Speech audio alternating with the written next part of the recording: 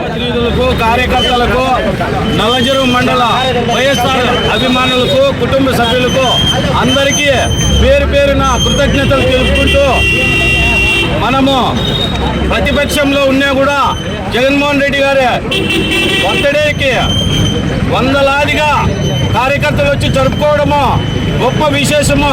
YSR Congress party కుటుంబ సభ్యులందరూ అధికారాన్ని కానీ డబ్బును కానీ చూసి ఎవరే కానీ రారు.